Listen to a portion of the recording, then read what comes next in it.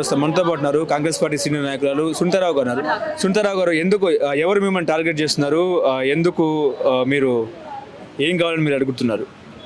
Target అనేది సునీతారావుని చేస్తే నష్టపోతుంది party అని మా చెల్లెళ్ళు చెప్తున్నారు.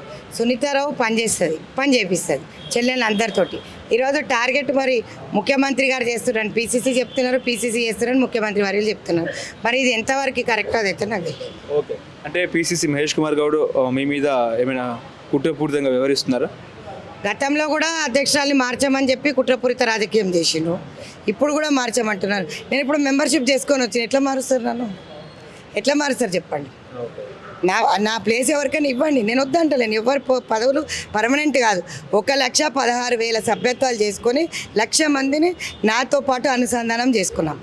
సో ఇప్పుడు చెప్పండి, మరి వీళ్ళందరూ కూడా మెంబర్షిప్లు చేసుకోవచ్చు. వైస్ ప్రెసిడెంట్లు, జనరల్ సెక్రటరీలు, ఇద్దరు వైస్ ప్రెసిడెంట్లు, కూడా జిల్లా అధ్యక్షులు, మెదక్ జిల్లా అధ్యక్షులు, వీళ్ళందరూ కూడా పనిచేస్తున్నాం కదా. పార్టీలో పనిచేసినప్పుడు మాకు సముచితమైన స్థానం ఇవ్వమని చెప్పి కొట్లాడుతున్నాం. గౌరవం లేనప్పుడు అధ్యక్షురాలకు ఒక పీట ఉంటుంది, అలా వేరే చిన్న పీటలు ఉండవా? మరి వాళ్ళకు నామినేట్ పార్టీ పదవులు లేవు, గవర్నమెంట్ల పదవులు లేవు. కొత్త వాళ్ళు ముఖం తెలియదు, మూర్తి తెలియదు, ఎప్పుడు గాంధీ భవన్ మెట్లెక్కలేదు, ఏ ధర్నాలా కనవలేదు, ఒక ఫోటోలో లేదు. అట్లాంటి వాళ్ళని తీసుకొచ్చి కమిషన్ల మెంబర్లు చేస్తారు, పార్టీల పెద్ద పదవులు ఇచ్చేస్తారు. ఇట్లా తమ్ముడు, ఇది న్యాయమైన అని అడుగుతున్నాం. దీన్ని నిరసన అంటారు, మీరు ప్రొటెస్ట్ అంటారు, ధర్నా అంటారు. సో మా బాధ మీకు నిరసన ధర్నా అనిపిస్తే నేను ఏం చేయలేదు. ఓకే, ఒకవేళ మీ మీద క్రమశిక్షణ కమిటీ యాక్షన్ తీసుకుంటే ఏంటి పరిస్థితి? ఎందుకు తీసుకుంటారు చెప్పు, ఏం చేసిండు?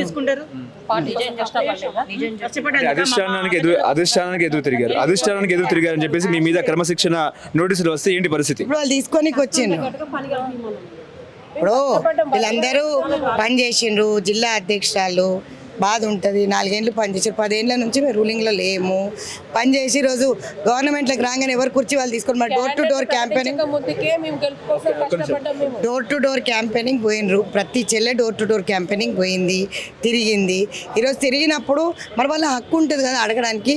లాయలిస్టు ఈ పార్టీ జెండా వేసుకున్న వాళ్ళు, పార్టీ మారనోళ్ళు, మరి 3 పార్టీలు మారొచ్చిన వాళ్ళకి అందరికి ఇస్తారంట, వాళ్ళ భార్యలకు కూడా ఇస్తారంట.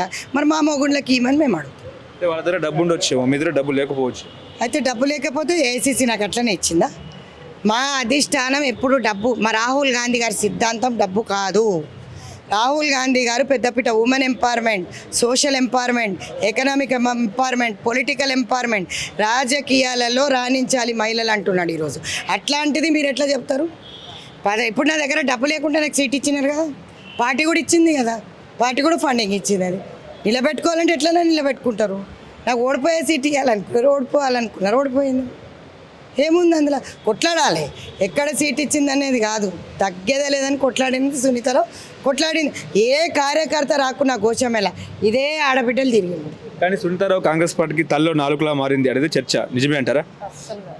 అదే తల్లో నాలుక అంటే ఏంటి తమ్ముడు? చెప్పండి మీరు. తల్లో నాలుక అంటే మా చెల్లెళ్ళకి పదవులు అడిగితే తల్లో నాలుకనా?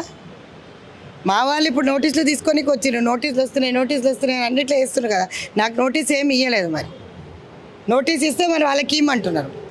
ఒక పక్క ప్రభుత్వం ప్రతిష్టాత్మకంగా అందాల పోటీ నిర్వహిస్తుంటే మీరేమో గాంధీ భవన్లో ఈ రకమైన వ్యాఖ్యలు, ఈ రకమైన గొడవలు చేస్తున్న పరిస్థితి. మాకు గొడవ ఎవరైనా చేసిండ్రా? చేయలేదు. మాకు నోట్లో నాలుకనే లేదు, గొడవలు ఎక్కడ చేస్తాం? మా హక్కు మేము అడుగుతున్నాం. అన్ని పత్రికలు ప్రధానంగా మీ వార్తలే వచ్చిన పరిస్థితి. రాసుకుంటారబ్బా, తమ్ముళ్ళందరూ రాసుకుంటారు, స్వేచ్ఛ కదా.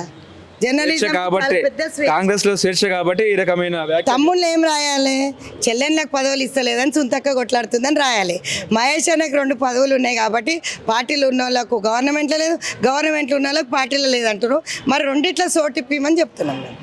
అది దాన్ని ధర్నా అంటారా? దాన్ని నిరసన అంటారా? మీరు ఏం పేరు పెట్టుకున్నా ఓకే. జర్నలిస్ట్ తమ్ముళ్ళందరినీ కూడా నేను గౌరవిస్తా. ఏ తమ్ముడు ఏం రాసుకున్నా స్వాగతిస్తా. సీఎం నుంచి ఫోన్ వస్తే సునీతారావు సైలెంట్ అయిపోతారు, అంతే అంటారా? ఒకవేళ సీఎం నుంచి ఫోన్ వస్తే, సీఎం అపాయింట్మెంటే దొరకలేదు, ఫోన్ ఎడికెళ్ళి వస్తుంది? దేనికోసం చెప్పు. ఓకే, ఇప్పుడు ఎందుకు మీరు అబ్జెక్షన్ పెడుతున్నారు? మీకు ఏం కావాలి అసలు? మా చెల్లెళ్ళకి పదవులు కావాలా? మీకు వద్దా? మీకు వద్దా? నాకు వద్దు. మా అక్క ఎప్పుడైనా మా అక్క మా కోసమే కొట్లాడుతుంది. మాకు లేకున్నా పర్వాలేదు, పదవి దిస్ ఈజ్ మై బల్గమ్, this is my voice. Okay 1,00,000 మంది వచ్చేస్తారు. అక్కకి ఎలాంటి పేపర్ ఇచ్చినా తీసుకోనికి మేము రెడీ. ఎలాంటి పేపర్ వచ్చినా తీసుకోనికి రెడీ. నోటీసులు వాళ్ళకి ఇవ్వమంటారు. మీకేం కాంగ్రెస్ మీకేం పదవులు వద్దు, ఏం వద్దు, నామినేట్ పోస్టులు వద్దు, కానీ మీ కార్యకర్తలు అదే రాసి పెట్టిన, అదే రాసి పంపించిన హైకమాండ్ కూడా నాకు ఎట్లాంటి వద్దు, నా వలన ప్రాబ్లం ఉంటే పంపిస్తా అంటే వీళ్ళేమంటారు పని చేశారు. ఊరు పేరు తెలవని ఎప్పుడు గాంధీ భవన్ ఫైర్ బ్రాండ్లు అయిపోయిన వాళ్ళు కూడా ఏం చేస్తారు.